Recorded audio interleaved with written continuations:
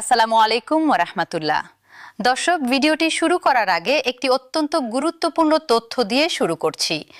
গতকাল রাতে মন্ত্রিপরিষদ বিভাগ থেকে নতুন একটি প্রজ্ঞাপন জারি হয়েছে, যেখানে নবম পে স্কেল নিয়ে সম্পূর্ণ নতুন 7 সদস্যের একটি উচ্চ পর্যায়ের কমিটি গঠন করা হয়েছে, যার সভাপতি করা হয়েছে খোদ অর্থমন্ত্রী আমির খসরু মাহমুদ চৌধুরীকে।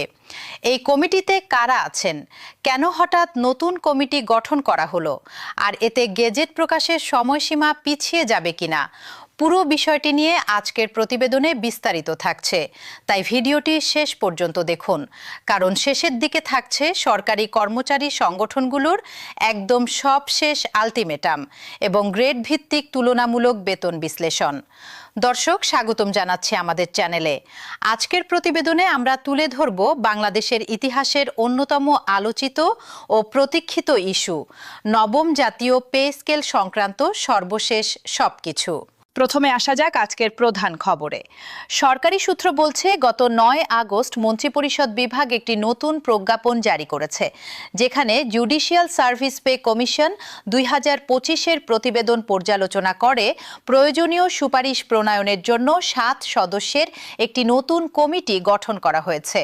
এই কমিটির সভাপতি অর্থমন্ত্রী আমির খসরু মাহমুদ চৌধুরী। এছাড়া কমিটিতে রয়েছেন স্বরাষ্ট্রমন্ত্রী সালাহুদ্দিন আহমদ, জ্বালানি মন্ত্রী ইকবাল হাসান মাহমুদ, সমাজ কল্যাণ মন্ত্রী অধ্যাপক ডাক্তার এজেডএম জাহিদ হোসেন, আইনমন্ত্রী মোহাম্মদ আসাদুজ্জামান, অর্থ উপদেষ্টা ডাক্তার রাশেদ আল মাহমুদ তিতুমির এবং জনপ্রশাসন ও খাদ্য প্রতিমন্ত্রী মোহাম্মদ আব্দুল বারী। প্রয়োজনে নতুন কোনো সদস্যকে এই কমিটিতে অন্তর্ভুক্ত করারও সুযোগ রাখা হয়েছে। প্রজ্ঞাপনে স্পষ্ট বলা হয়েছে, কমিটির সভা প্রয়োজন অনুযায়ী অনুষ্ঠিত হবে এবং অর্থ বিভাগ কমিটিকে প্রয়োজনীয় সাচিবিক সহায়তা দেবে। এখানে একটি গুরুত্বপূর্ণ প্রশ্ন উঠে আসছে। এর আগে গত 21শে এপ্রিল মন্ত্রিপরিষদ সচিব নাসিমুল গনির নেতৃত্বে 10 সদস্যের যে সচিব কমিটি পুনর্গঠন করা হয়েছিল, সেটির কাজ কোথায় গিয়ে দাঁড়িয়েছে? সূত্র বলছে, নাসিমুল গনির নেতৃত্বাধীন সচিব কমিটি জাতীয় বেতন commission, judicial service pay commission এবং সশস্ত্র বাহিনী বেতন কমিশনের সুপারিশগুলো সার্বিকভাবে পর্যালোচনা করছিল। এখন নতুন 7 সদস্যের মন্ত্রী পর্যায়ের কমিটি বিশেষভাবে জুডিশিয়াল সার্ভিস পে কমিশনের প্রতিবেদন নিয়ে আলাদাভাবে কাজ করবে। অর্থাৎ বিচার বিভাগের কর্মকর্তা কর্মচারীদের বেতন কাঠামো নিয়ে একটি পৃথক ও গভীর পর্যালোচনা প্রক্রিয়া শুরু হয়েছে, যা সামগ্রিক নবম পে স্কেলের গেজেট প্রক্রিয়াকে আরও জটিল করে তুলতে পারে বলে মনে করছেন সংশ্লিষ্টরা। এখন আসা যাক মূল বিষয়ে। নবম জাতীয় বেতন কমিশন আসলে কি সুপারিশ করেছিল? অষ্টম জাতীয় পে স্কেল ঘোষণার প্রায় 1 যুগ পর 2025 সালের জুলাই মাসে নবম জাতীয় বেতন কমিশন তাদের চূড়ান্ত প্রতিবেদন জমা দেয়। সেই প্রতিবেদনে সরকারি কর্মকর্তা কর্মচারীদের বেতন ভাতা 100 থেকে 140% পর্যন্ত বাড়ানোর সুপারিশ করা হয়। এটি বাংলাদেশের ইতিহাসে সবচেয়ে বড় বেতন বৃদ্ধির প্রস্তাবগুলোর একটি বলে বিবেচিত হচ্ছে। এবার সংক্ষেপে তুলনামূলক বিশ্লেষণে যাওয়া যাক। বিভিন্ন সময়ে বিভিন্ন পক্ষ থেকে যেসব প্রস্তাবনা এসেছে, সেগুলোর মধ্যে স্পষ্ট পার্থক্য লক্ষ্য করা যাচ্ছে। পে কমিশনের মূল সুপারিশ ছিল একবারে সম্পূর্ণ বেতন কাঠামো কার্যকর করা, ন্যূনতম বেতন প্রায় 20,000 টাকা পর্যন্ত নির্ধারণ করা। অন্যদিকে অর্থ মন্ত্রণালয়ের প্রাথমিক অবস্থান ছিল দেশের আর্থিক সক্ষমতা বিবেচনায় পুরো কাঠামো একবারে নয়, বরং ধাপে ধাপে বাস্তবায়ন করা। জুন মাসে বাজেট ঘোষণার সময় সরকারের পক্ষ থেকে 3 ধাপের একটি রূপরেখা সামনে আনা হয়েছিল, যেখানে প্রথম বছরে মূল বেতনের একটি অংশ, দ্বিতীয় বছরে বাকি অংশ এবং তৃতীয় বছর থেকে সব ধরনের ভাতা ও সুযোগ সুবিধা কার্যকর করার কথা বলা হয়েছিল। তবে সরকারি কর্মচারী সংগঠনগুলো শুরু থেকেই এই ধাপে ধাপে বাস্তবায়নের বিপক্ষে অবস্থান নিয়েছে। তাদের স্পষ্ট দাবি, গ্রেড ভিত্তিক বৈষম্য দূর করে একবারেই সম্পূর্ণ পে স্কেল কার্যকর করতে হবে, নইলে বাজার দর ও মূল্যস্ফীতির সঙ্গে বেতন বৃদ্ধির বাস্তব সুফল কর্মচারীরা পাবেন না। এবার আসি আন্তর্জাতিক মুদ্রা তহবিল অর্থাৎ আইএমএফ প্রসঙ্গে। বেশ কিছুদিন ধরে গুঞ্জন চলছিল যে আইএমএফ এর ঋণ কর্মসূচির শর্তের কারণে নবম পে স্কেল বাস্তবায়ন বিলম্বিত হতে পারে। তবে সম্প্রতি সচিবালয়ে সাংবাদিকদের সঙ্গে কথা বলার সময় অর্থমন্ত্রী আমির খসরু মাহমুদ চৌধুরী এই বিষয়ে স্পষ্ট অবস্থান জানিয়েছেন। তিনি বলেছেন, আইএমএফ এর ঋণের সঙ্গে নতুন বেতন কাঠামোর কোনো সম্পর্ক নেই। একই সঙ্গে তিনি জানান, নবম পে স্কেলের গেজেট প্রণয়নের কাজ চূড়ান্ত পর্যায়ে রয়েছে এবং মন্ত্রিসভার অনুমোদনের পর নতুন বেতন কাঠামোর প্রজ্ঞাপন জারির প্রক্রিয়া দ্রুত শুরু হবে। তবে দর্শক, এখানে বাস্তবতা একটু জটিল। অর্থ বিভাগ সূত্রে জানা যাচ্ছে, নবম পে স্কেল বাস্তবায়নে সরকারের ওপর বাড়তি আর্থিক চাপ তৈরি হওয়ার আশঙ্কা রয়েছে। মধ্যপ্রাচ্যের চলমান সংকটের কারণে আন্তর্জাতিক বাজারে জ্বালানি তেলের দাম বেড়েছে। এলএনজি ও এলপিজি আমদানিতে সরকারের ব্যয় বেড়ে গেছে। ডিজেলে ভর্তুকি দিতে হচ্ছে। এর পাশাপাশি বিনিয়োগ ঘাটতি, ক্রমবর্ধমান মূল্যস্ফীতি এবং ডলারের দাম বৃদ্ধি অর্থনীতিতে বাড়তি চাপ তৈরি করছে। এই পরিস্থিতিতে নবম পে স্কেল বাস্তবায়নে সরকারকে বিপুল পরিমাণ অতিরিক্ত অর্থ ব্যয় করতে হবে, যা বর্তমান আর্থিক পরিস্থিতিতে একটি বড় চ্যালেঞ্জ হিসাবে দেখা হচ্ছে। তবে সংশ্লিষ্ট সূত্র বলছে, এই চাপ সত্ত্বেও পে স্কেলের কাজ থেমে নেই, বরং এগিয়ে নেওয়া হচ্ছে। উল্লেখযোগ্য বিষয় হল, চলতি 2026-27 অর্থ বছরের বাজেটে সরকারি কর্মকর্তা কর্মচারীদের বেতন ভাতা বাবদ মোট প্রায় 90,000 কোটি টাকা বরাদ্দ রাখা হয়েছে। পেনশন ও গ্র্যাচুইটি সহ এই বরাদ্দের পরিমাণ দাঁড়িয়েছে প্রায় 1.25 লাখ কোটি টাকায়। এই বিশাল অঙ্কের বরাদ্দই প্রমাণ করে সরকার নবম পে স্কেল বাস্তবায়নের বিষয়ে কতটা গুরুত্ব দিচ্ছে। দর্শক, ফিরে এসেছি আমরা। এবার চলুন জেনে নেওয়া যাক গ্রেড ভিত্তিক তুলনামূলক চিত্র সম্পর্কে।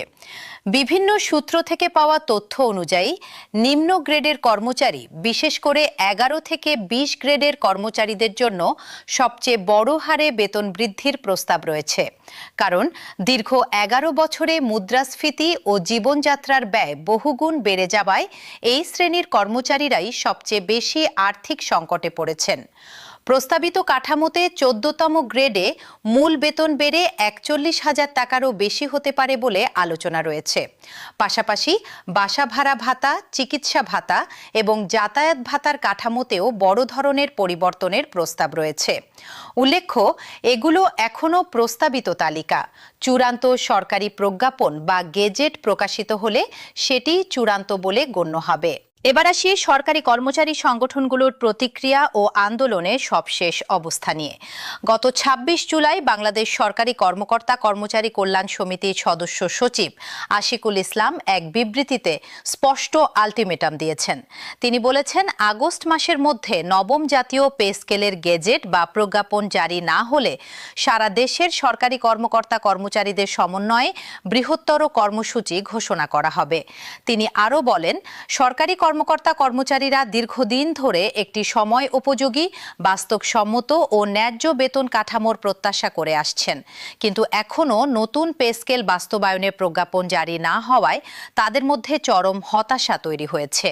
এই ধারাবাহিকতায় গত 8 আগস্ট বাংলাদেশ সরকারি কর্মকর্তা কর্মচারী কল্যাণ সমিতির একটি কাউন্সিল ও আলোচনা সভা অনুষ্ঠিত হয়। সেখানে মহাসচিব আশিকুল ইসলাম বলেন, নতুন পে স্কেলের দাবিতে সরকারি কর্মকর্তা কর্মচারীদের দীর্ঘ 11 বছর ধরে আন্দোলন করতে হচ্ছে, যা অত্যন্ত দুঃখজনক। তিনি এই আন্দোলনে অংশ নেওয়া এবং যমুনামুখী পদযাত্রায় আহত কর্মকর্তা কর্মচারীদের প্রতি শ্রদ্ধা জানান। ওই অনুষ্ঠানে প্রধান অতিথির বক্তব্যে প্রবাসী কল্যাণ প্রতিমন্ত্রী মোহাম্মদ নুরুল হক নূর বলেন, যেহেতু প্রধানমন্ত্রীর অনুমোদন ক্রমে পে স্কেলের ঘোষণা করা হয়েছে, তা অবশ্যই বাস্তবায়ন হবে। দর্শক, লক্ষ্য করুন, একদিকে সরকার বলছে গ্যাজেট প্রণয়নের কাজ চূড়ান্ত পর্যায়ে, অন্যদিকে কর্মচারী সংগঠনগুলো বলছে আগস্টের মধ্যে গ্যাজেট না হলে বড় ধরনের আন্দোলনে যাবে। আর এই মুহূর্তে নতুন করে মন্ত্রী পর্যায়ের একটি পৃথক কমিটি গঠন করা হয়েছে, যা জুডিশিয়াল সার্ভিস পে কমিশনের প্রতিবেদন নিয়ে আলাদাভাবে কাজ করবে। এই তিনটি বিষয় একসঙ্গে বিবেচনা করলে বোঝা যায় আগস্ট মাসের মধ্যে সম্পূর্ণ গ্যাজেট প্রকাশের সম্ভাবনা এখন অনেকটাই অনিশ্চয়তার মুখে পড়েছে। যদিও সরকারের পক্ষ থেকে বারবার বলা হচ্ছে প্রক্রিয়া দ্রুতগতিতে এগিয়ে চলছে। দর্শক, এবার একটু পেছন ফিরে দেখা যাক কিভাবে এই পুরো প্রক্রিয়াটি এগিয়েছে। 2015 সালে সর্বশেষ অষ্টম পে স্কেল ঘোষণা করা হয়েছিল। এরপর গত 11 বছরে দ্রব্যমূল্য, বাসা ভাড়া, শিক্ষা ব্যয়, চিকিৎসা ব্যয় সবকিছু কয়েক গুণ বেড়ে গেছে, কিন্তু বেতন কাঠামো সেই অনুপাতে বাড়েনি। এই বাস্তবতা থেকেই নবম পে স্কেলের দাবি জোরালো হতে শুরু করে। 2025 সালের জুলাইয়ে নবম জাতীয় বেতন কমিশন তাদের চূড়ান্ত প্রতিবেদন জমা দেয়।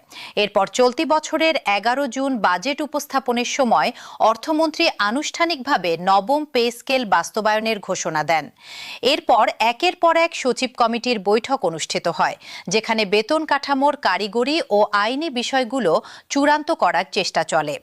জুলাই মাসের মাঝামাঝি সময়ে সংসদের বাজেট অধিবেশন শেষ হয়, যেখানে 2026-27 অর্থ বছরের জন্য প্রায় 9,38,000 কোটি টাকার জাতীয় বাজেট পাস হয়। আর এখন আগস্ট মাসে এসে নতুন করে মন্ত্রী পর্যায়ের কমিটি গঠনের মধ্য দিয়ে প্রক্রিয়াটি আরেক ধাপে এগোল। তবে একই সঙ্গে জটিলতাও বাড়ল। দর্শক, সব মিলিয়ে বলা যায় নবম পে স্কেল নিয়ে সরকারের অবস্থান স্পষ্ট যে এটি বাস্তবায়ন হবেই, প্রশ্ন শুধু কবে এবং কিভাবে। একদিকে প্রায় 22 থেকে 23 লাখ সরকারি কর্মচারী দীর্ঘদিন ধরে অপেক্ষায় আছেন, অন্যদিকে সরকার আর্থিক সক্ষমতা ও আন্তর্জাতিক পরিস্থিতি বিবেচনায় সতর্কভাবে এগোতে চাইছে।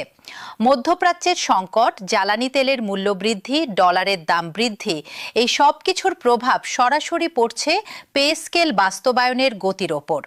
আমরা এই বিষয়ে প্রতিটি নতুন আপডেট নিয়ে নিয়মিত আপনাদের সামনে হাজির হব, তাই চ্যানেলটি সাবস্ক্রাইব করে রাখুন, পাশের বেল আইকনে ক্লিক করে নোটিফিকেশন অন করে দিন, যাতে নবম পে স্কেল সংক্রান্ত যে কোনো নতুন আপডেট সবার আগে পেয়ে যান।